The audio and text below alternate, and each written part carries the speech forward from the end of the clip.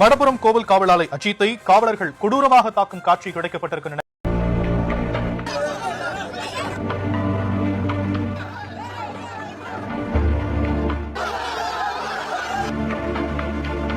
சிவகங்கை மாவட்டம் திருபுவனம் அருகே மடப்புரத்தில் விசாரணையின் போது காவல்துறையினர் தாக்கியதில் உயிரிழந்ததாக கூறப்படும் அஜித்தின் மரணத்தில் அடுத்தடுத்து திடுக்கிடும் தகவல்கள் வெளியாகி வருகின்றன. என்னென்ன தகவல்கள் விரிவாக பார்க்கலாம். காவல்துறை தாக்கியதில் உயிரிழந்த அஜித்குமாரின் உடல் உடற்கூறு ஆய்வு செய்யப்பட்டுள்ளது. நேற்றைய தினம் இவரது உடல் மதுரை அரசு ராஜாஜி மருத்துவமனையில் வைக்கப்பட்டிருந்த நிலையில் சிவகங்கை மாவட்ட மாஜிஸ்திரேட் வேங்கட பிரசாத் அஜித்தின் உடலை பார்வையிட்டார். பின்னர் அஜித்தின் குடும்பத்தாரிடம் 2.5 மணி நேரம் விசாரணை நடத்தினார். இதனைத் தொடர்ந்து அஜித்குமாரின் தாயார், சகோதரர் மற்றும் குடும்பத்தினர் நேரில் சென்று பிணவரையில் அஜித்குமாரின் உடலை பார்வையிட்ட பின்னர் உடற்கூறு ஆய்விற்கு சம்மதம் தெரிவித்தனர். பின்னர் மாஜிஸ்திரேட் முன்னிலையில் வீடியோ பதிவு செய்யப்பட்டு நடைமுறைகளின்படி உடற்கூறு ஆய்வு நடைபெற்றது. சரியாக 5:45க்கு உடற்கூறு ஆய்வு தொடங்கி இரவு 9:58 மணிக்கு உடல் ஒப்படைக்கப்பட்டது. பொதுவாக 1.5 மணி நேரம் முதல் 2 மணி நேரம் வரை மட்டுமே நடைபெறும் உடற்கூறு ஆய்வு அஜித்தின் உடலுக்கு 5 மணி நேரம் நடைபெற்றுள்ளது. இதில் 18 இடங்களில் அவரது உடலில் காயம் கண்டறியப்பட்டுள்ளதாக அறிக்கையில் குறிப்பிடப்பட்டுள்ளது. அத்தோடு தொண்டை பகுதியில் ஏற்பட்ட பலத்த காயமே இவரது மரணத்திற்கு முக்கிய காரணமாக இருக்கலாம் என முதற்கட்ட தகவல் வெளியாகியுள்ளது. அதேபோல இச்சம்பவத்தால் ஏற்பட்ட திடீர் அதிர்ச்சி மற்றும் உடலில் உள்உறுப்புகளில் ஏற்பட்ட ரத்த கசிவும் இவரது மரணத்திற்கு முக்கிய காரணங்களாக இருக்கலாம் எனவும் சந்தேகிக்கப்படுகிறது. அத்தோடு அஜித்தை விசாரணை செய்யும் போது தொடர்ந்து நகையை கொள்ளையடித்ததாக ஒப்புக்கொள்ள வேண்டும் என கூறி அஜித் மற்றும் அவரது தம்பி நவீன் மற்றும் அவர்களோடு பணிபுரியும் 4 பேரையும் முழங்கால் போட வைத்து குதிங்காலில் பிளாஸ்டிக் லத்தியால் கடுமையாக தனிப்படை காவல்துறையினர் தாக்கியதாகவும், பின்னர் அஜித்குமாரிடம் மட்டும் விசாரணை என்ற பெயரில் தொடர்ந்து தாக்கிய போது தான் இறந்து விடுவேன் என கதறி அழுதபோதும் வாயில் மிளகாய் பொடியை போட்டு சித்திரவதை செய்ததாகவும், அப்போதும் தண்ணீர் வேண்டும் என கேட்டு கதறி அழுததை கண்டுகொள்ளாமல் காவல்துறையினர் தொடர்ந்து தண்ணீர் கொடுக்காமல் தாக்கியதாகவும் அதிர்ச்சி தகவல்களை மாஜிஸ்திரேட்டிடம் அவரது தம்பி நவீன் கூறியுள்ளார். அஜித்தின் மரணம் தமிழ்நாட்டையே உலுக்கியுள்ள நிலையில் அவரது உடலில் ஏற்பட்டுள்ள காயங்கள் குறித்தான கூடுதல் தகவல்கள் வெளியாகி மேலும் பரபரப்பை ஏற்படுத்தியுள்ளது. எடுக்க முடியும் எடுத்துட்டு போய் வேற ஒருத்தையும் உள்ள நுப்பாட்டியா அது இதுன்னு கதை கட்டினீங்க. எல்லாருமே கதை கட்டி அவனை கொண்டு போயிட்டீங்க. 2:20க்கு கரெக்டா கொண்டு போறாங்க. உள்ள ஸ்டேஷனுக்கு கூட்டிட்டு போகும்போது நான் பாக்குறேன். கூட்டிட்டு போறீங்க, அவனை நைட்டு வச்சிருக்கீங்க. நைட்ல இருந்து அவனை போட்டு அடிச்சிருக்கீங்க. ஏன் அடிக்கிற? அவன் மேல கேஸ் போட்டிருக்கியா? நகை எடுத்தியான்றது தெரியுமா?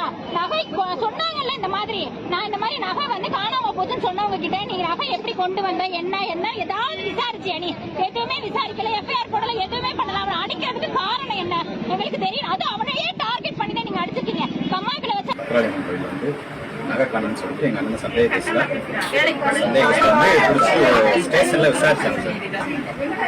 ஸ்டேஷன்ல விசாரிச்சாங்க.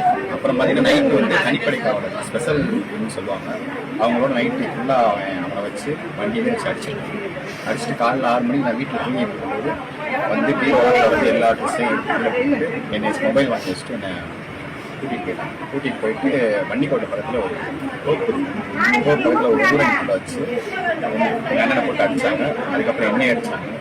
அவனை நிற்க வச்சுட்டு எண்ணெய் அடித்தாங்க, எண்ணெய் நிற்க வச்சுட்டு அவனை அடித்தாங்க.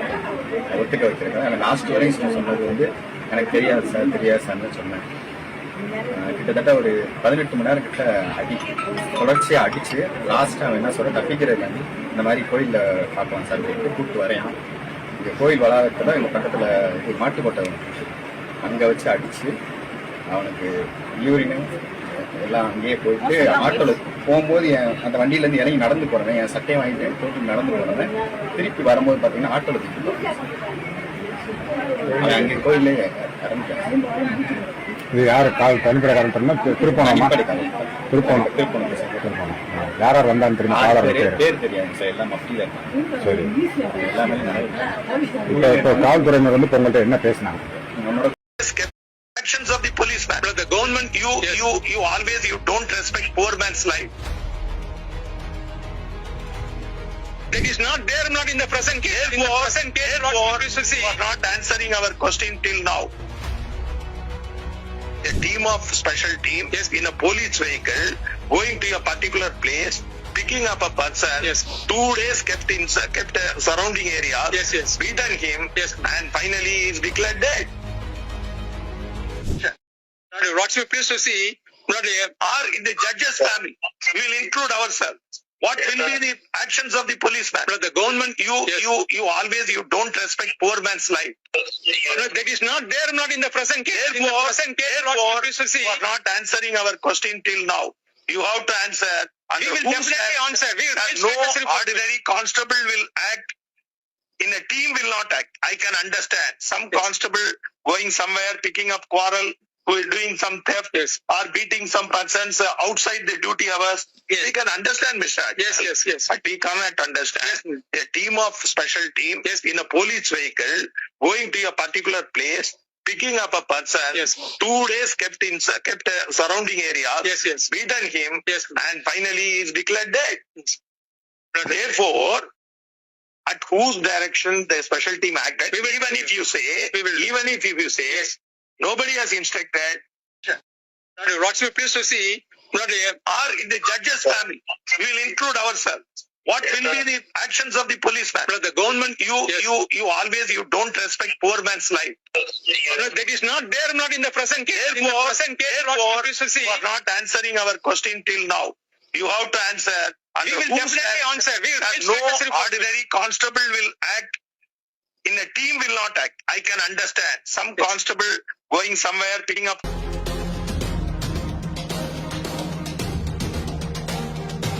ஐயோ அம்மா ஐயோ மைக் டவுன் பண்ணுங்க. அடி அந்த தடி அடி சவுண்ட் டம்மார்னு மாத்தி கேட்கதான் செஞ்சுச்சு. வந்தவங்களை ஃபுல்லா வெளியில போங்கன்னு சொல்லி கேட்டு அடைச்சிட்டாங்க. இங்கிட்டும் அடைச்சிட்டாங்க, அங்கேயும் அடைச்சிட்டாங்க. இதெல்லாம் நாங்க நேரடியா பார்த்தோம். ஒரு ஆளு கையை இப்படி புடிச்சுதான் கூட்டிட்டு போனாங்க. தண்ணி கேட்டா தண்ணி கொடுத்திருந்தா கூட அந்த உயிர் இன்னைக்கு இருக்கும்.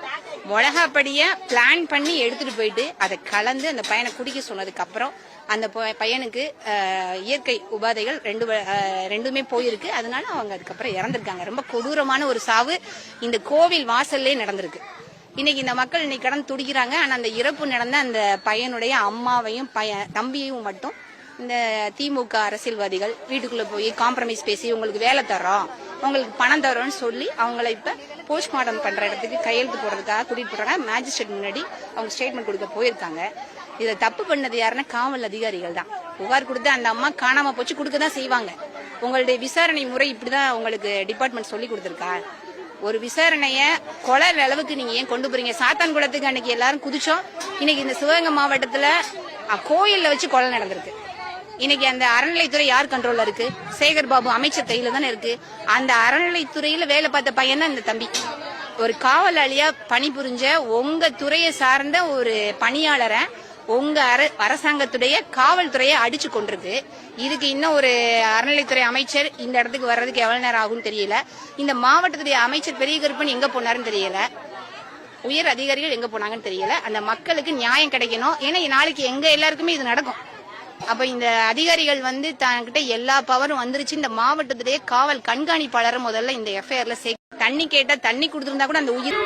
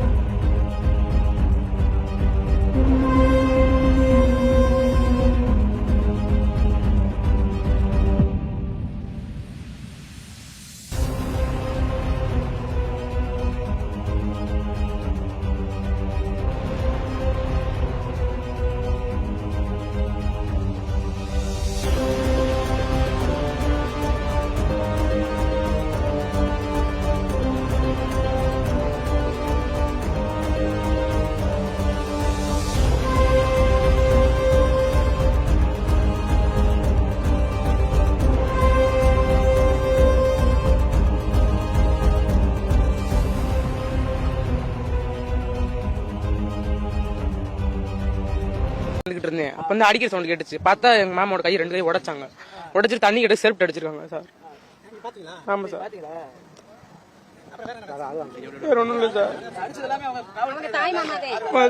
ஒரு போலீஸ் எனக்கு தெரியும் சார். அதுல ஸ்பெஷல் டீம் அவர் பேர் ராஜா சார்.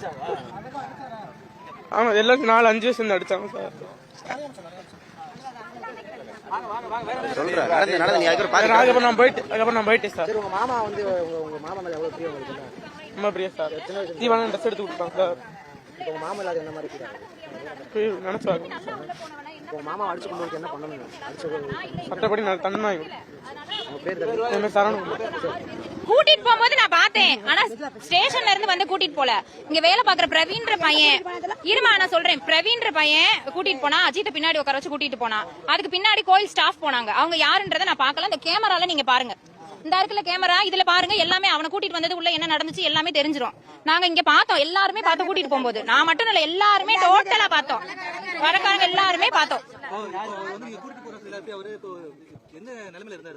திரும்பி நாங்க பார்க்கவே இல்ல அவனை, நாங்க பார்க்கல. உயிரோட கூட்டிட்டு போகும்போது எங்க ரெண்டு கண்ணால நாங்க பாக்குறோம். இங்க இருந்து வெள்ளிக்கிழமை கூட்டிட்டு போகும்போது பார்த்தோம்.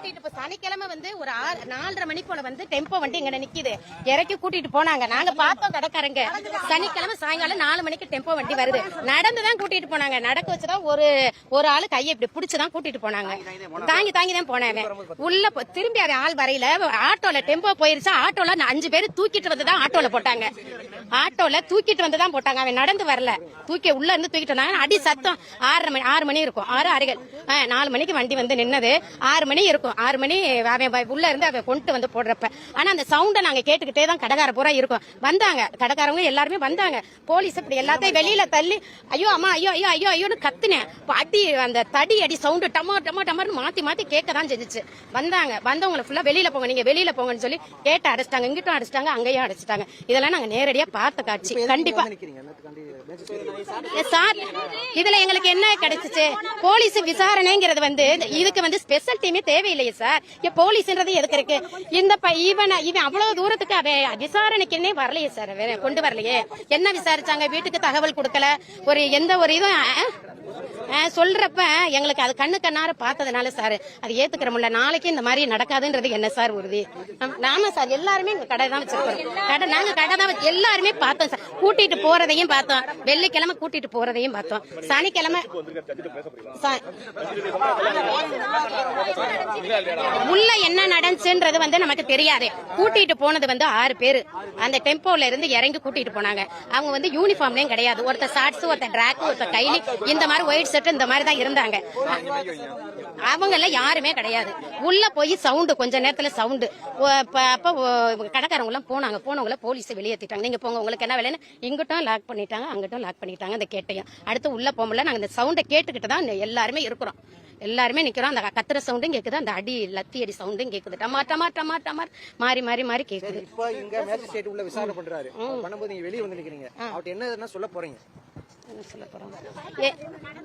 இப்ப இந்த மாதிரி நடந்திருக்கு.